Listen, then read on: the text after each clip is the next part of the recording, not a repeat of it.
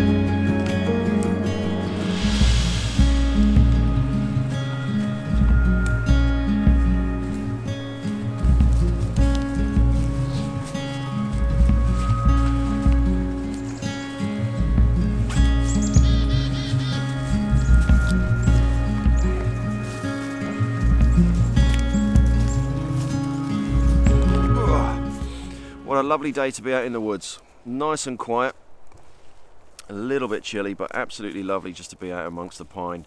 So we're out today because I need to cure this little pan that I've brought. This is one of those typical 1 o'clock in the morning purchases, you know, when you're 4 beers deep, that you don't remember that you've brought till it turns up on your door. But I've wanted one of these style of pans for ages, but I've just never got around to it. I've always been pushed away by the price because the ones I had seen were like 70 odd pounds, but this one was about 40 pounds. This was. It is a little bit smaller than what I thought it was going to be, a little bit shallower, but it's still going to be an absolutely lovely little pan to use out on adventures. So it's a carbon steel pan. It's by a company called Stabilotherm out in Sweden. And it's just a really nice little pan just to cook over an open fire with. It's carbon steel, so it's going to need curing. There's two types of this pan. So you've got this one here with a solid handle that you put your stick in the top of, and then you can get one with a collapsible arm as well. So when you get this out of the box, it has got a coating on it. It's just got a vegetable oil coating on it, and that is really just to protect the pan until it gets to the customer. So the first thing you want to do is just wash that off just with some warm soapy water. And like I say, I'm going to cure this in 2 ways. So I'm going to do a classic cure on the inside of the pan there, and then I'm just going to go and gather some fat wood, and we're going to burn that up in the horizon stove there just to get that really hot, so we can get a nice resinous coat on the bottom there just to protect the bottom.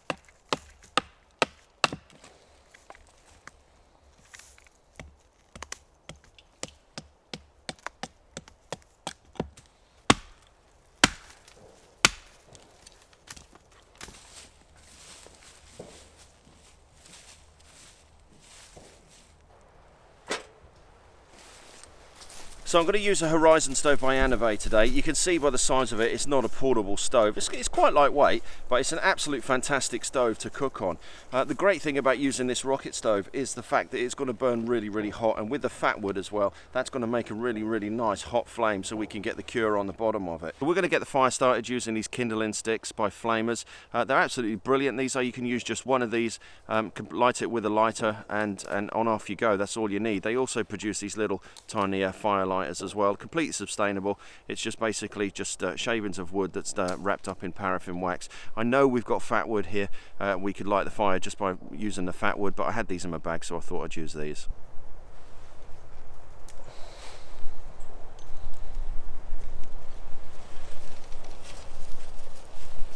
Right, so we'll just wait for that to get up to temperature. The only thing we need to do now is just create a handle for this, and that's fairly simple. Right, so I found a stick that fits absolutely perfect into the handle there. It has got a little screw hole on the side, so you can screw something in there if you want it permanent.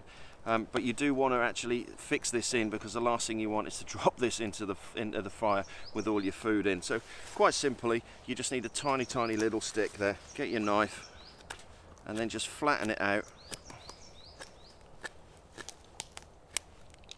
And then all you need to do is just drive that wedge in and then just give it a knock in. All done. Right, we'll stick this on the fire.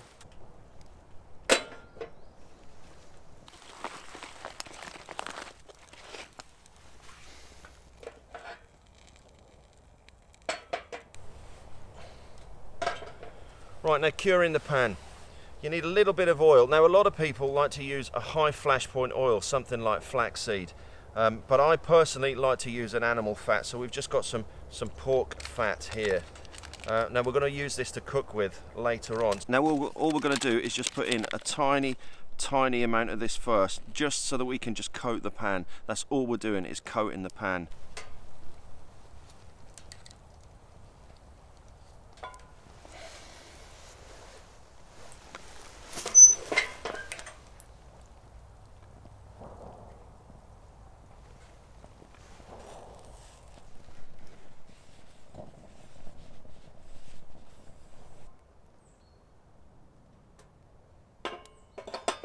Every now and then I'll just turn the pan so the edge of the pan is over the direct heat. Just give that a coat of the fat and then just leave that, and you can see that that is slowly browning. Right, so while that's curing, I think we'll get our food done. So we're going to do cornflake hot wings today. This pan is probably a little bit too shallow for it, but I think we'll be able to make do. You really want to deep fry these. Right, let's have a look at the recipe. So it's a really simple recipe you've got here. Very simply, we've just got a few bits of chicken wings here. Now I've cut these up smaller just to fit in the pan, because that pan is a little bit small. Cornflakes, as it says on the tin. I've got some dried spring onions. I've got a bag of breadcrumbs and plain flour. 2 eggs, tub of the old faithful Old Bay. We've got some chili powder, and we've got some onion granules, and then just a little bit of salt and pepper inside of there. And to make it, you're going to need 3 separate tubs inside of here. So we've got one here, we'll take those out, another one and another one. So in this bag here, we've just got a little bit of oil, and I'm just going to put a bit of chili powder into that, some onion granules, quite a bit of those, and a good amount of Old Bay spice. And then into that bag we're just going to put the chicken, seal that up, give that a bit of a going over, and then we'll start to get the rest of it ready. Right, so in the lid we're just going to break up 2 eggs, give them a bit of a mix up. And then inside of here we've got our plain flour and our breadcrumbs, so we're just going to put a bit of salt and pepper into there. And then we've got a bag of spring onions. These are dried spring onions. We'll put that into that mix as well.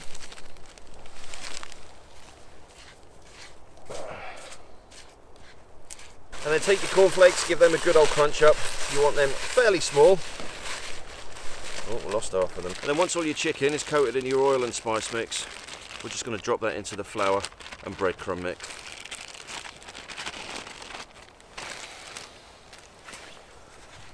And then just make sure they get a very good coating And then let's get cornflake in. Just tip your cornflakes into your other bowl. I'm going to add a little bit of Old Bay to them as well. A little bit of salt and pepper.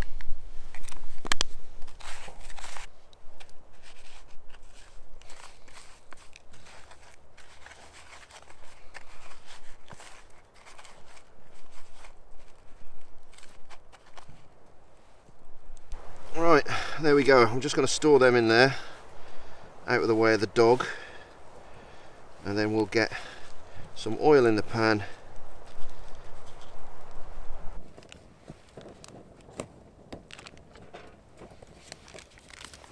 So the great thing about this stove is you can actually grab hold of it while it's still hot, just in case you need to adjust it. Did I say you could have those eggs?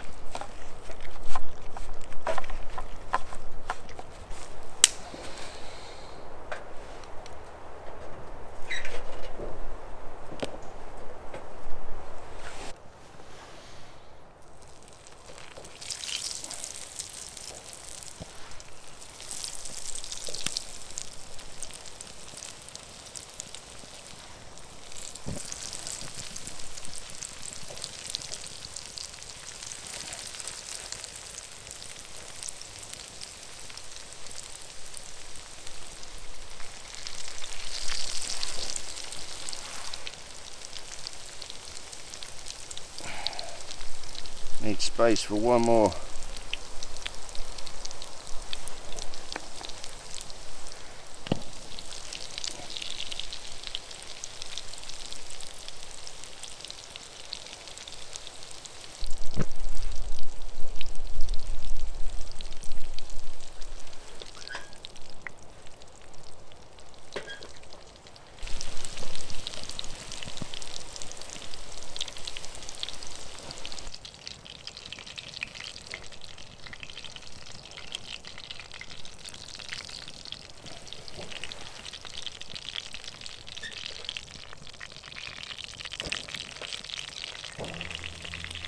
Right, I think we are there. I didn't bring anything to eat with them, but then again, what else do you need with chicken wings, apart from chicken wings?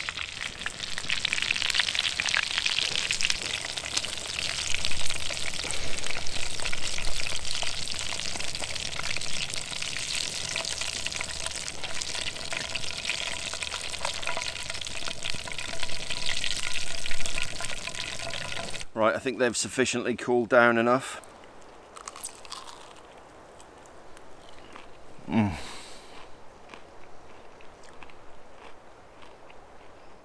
That poor dog is dribbling watching me eat these.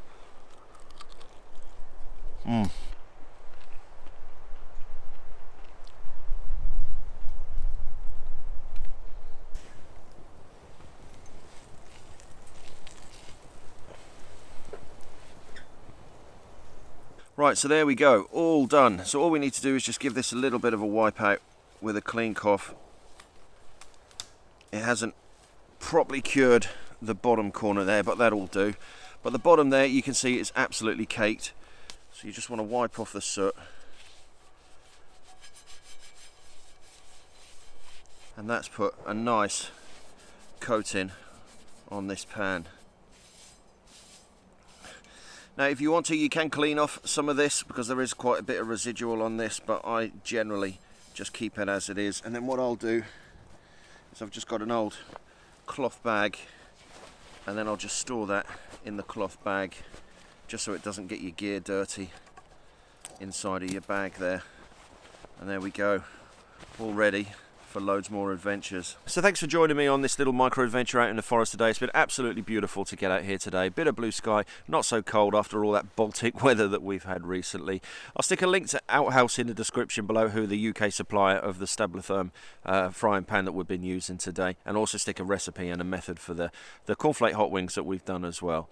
So thank you for watching, and if you're new to the channel, then please hit that subscribe button just there, and as always, a couple of videos up there for you to take a look at, and we'll see you next time on the next one.